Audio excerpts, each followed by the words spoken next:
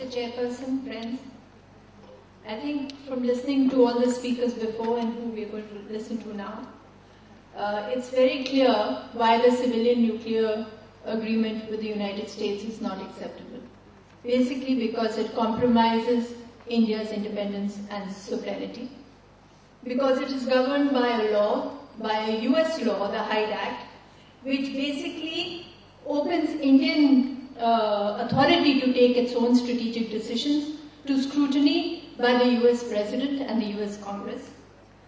It also comes with a package which is calculated again to tie India's strategic interests to the US through trade and business, and all our corporate houses, along with the corporate houses in the multinationals of America, are working and to cater to the big consumer class and to the chattering classes of India. Through agriculture, we know about the wheat imports, we know about the seed MNCs, we know about the farmers committing suicide, and we also know about the government's complete inefficacy to deal with the situation. Through defense, we've signed a defense framework agreement through which we are now conducting joint exercises.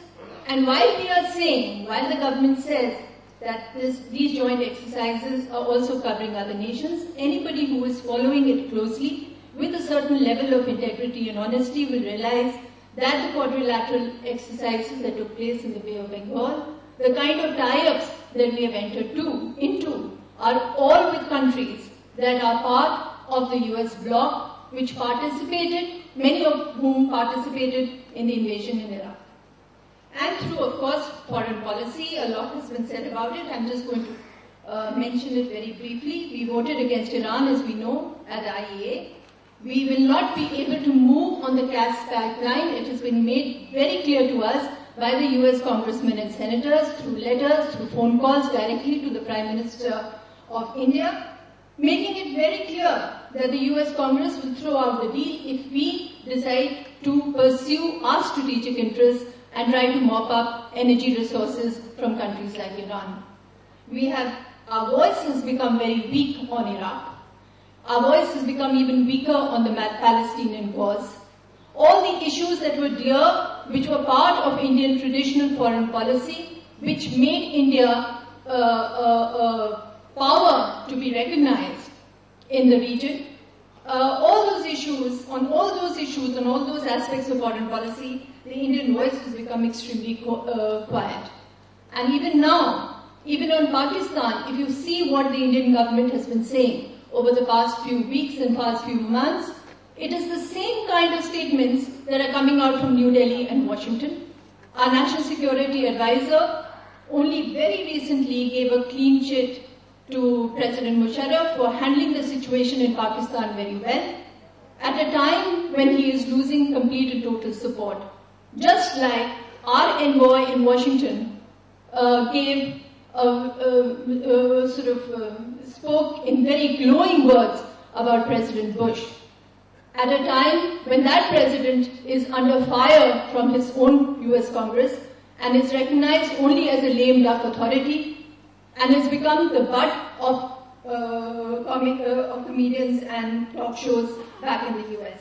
In fact, our envoy was far more critical of the Indians, and we call us headless chickens. We call parliamentarians headless chickens, and when they stopped the proceedings, he turned and diverted the attack to journalists and said he was calling journalists headless chickens, which of course we have not even bothered to protest about.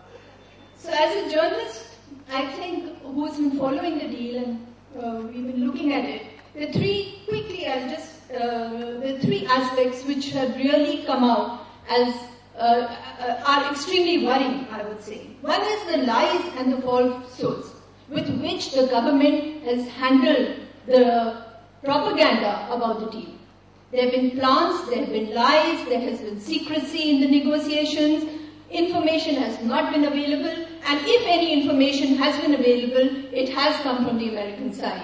In fact, when waiting to write about the report as to what was happening during the negotiations on the 123 agreement, one was almost entirely dependent on what the Washington spokespersons were saying to understand where the deal was going and what had been compromised by the government. In fact, to the point, the spin masters did such an excellent job when they came back with the 123 agreement that you had the US interlocutors like Nicholas Burns and Ashley Tellis having to go on the record to say that the Indian portrayal of the was not really what was correct. So the second part is, of course, which has been referred to at great length, is the will of Parliament.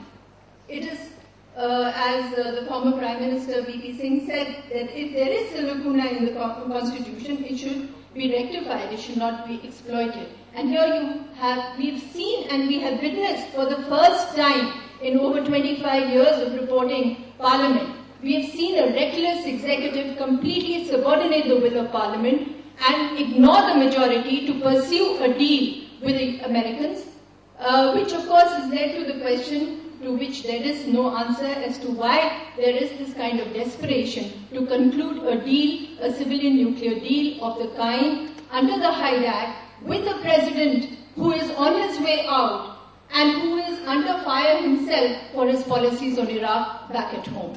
Why is the Prime Minister and why is the coterie and why are those people who passed off as the executive so keen and so desperate to go ahead with the deal? Which leads us to the third aspect, and which for me particularly is far more crucial, which is the viciousness of the media attack. This is one of the first, I will not say the first, but one of the occasions where all journalistic standards have been really thrown out of the window to attack the opponents of the nuclear deal, even though they represent the majority in Parliament, which means that they represent the majority of the people of India. And the opposition is coming from their concern about Indian independence, about Indian national interests, about Indian sovereignty. Unfortunately, the big business that is controlling the media, and I think there are enough of working journalists who are probably sitting over here who will understand and appreciate what I'm trying to say, that the biggest business that controls the media and the editors have, I will not use the word mediocrity, but the editors that they have chosen to represent the media have done a great disservice to this country and to the future of this country in the kind of viciousness that they have shown in countering the opposition to this deal. It could have been done with cold facts. The point is, I think all of us here know that there are two aspects in a newspaper, there are two parts of a newspaper. One is the news side, one is the editorial side, where the editorial and the column space is free to comment. News pages have never been used and should never be used to comment. The news spaces are open for the Prime Minister to say what he wants to report, whatever the Prime Minister says, whatever the left says, the right says, whatever anyone has to say about a deal. This is the first time that one is seeing a certain viciousness in the headlines, in the copy, in the comments in the copy, and the entire news flow has been completely disrupted, and this we are now being told that this is journalism. So I think it is about time that we have to appreciate that this fight and this campaign that is being launched and has been launched by the political parties against the nuclear deal is not just against the nuclear deal. It is basically a fight for democracy. It is a fight for a strong media, an impartial media, a media which understands which understands and respects facts. It is a fight for an independent judiciary. It is a fight for a responsible and not a reckless executive. And of course, it is a fight for a responsive legislature. Thank you.